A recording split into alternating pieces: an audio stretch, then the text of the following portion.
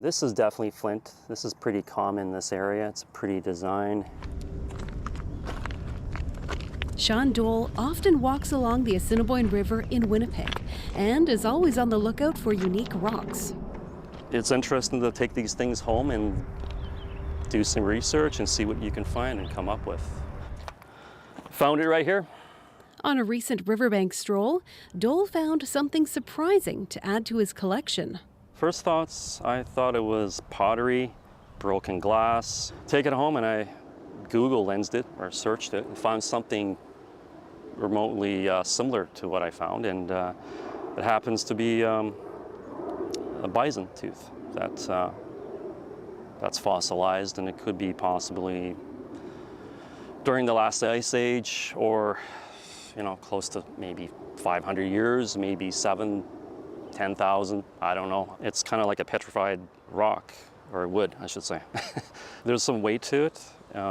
There is some indication of enamel, but everything is kind of like this bluish grayish tint, which caught my eye, but has all the looks about being an ancient artifact. Prior to the 1800s, there were around 50 to 60 million bison on the prairies. Sabrina Janke is with Fort White Alive, where a captive herd of more than 50 plains bison reside. Bison in Manitoba were seasonal migrators, trekking north to the Parkland region in winter. Janke says it's very possible this could be the real thing. It's not surprising that they would be near water in general. They have to cross through the rivers that crisscross Manitoba to get anywhere, so they can run through them. They're quite heavy and tall and fast.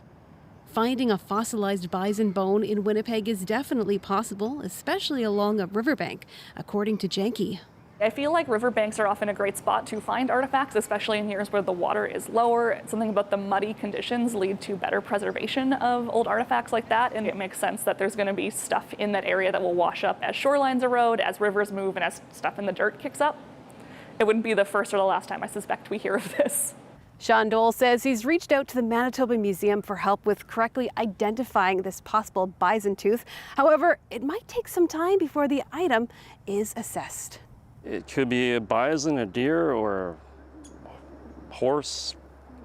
I don't want to sound silly, but you can almost feel the energy of it almost. You can tell that it was a living creature that either it was hunted or maybe stuck in the mud, or it's quite cool. Shanley Vidal, CBC News, Winnipeg.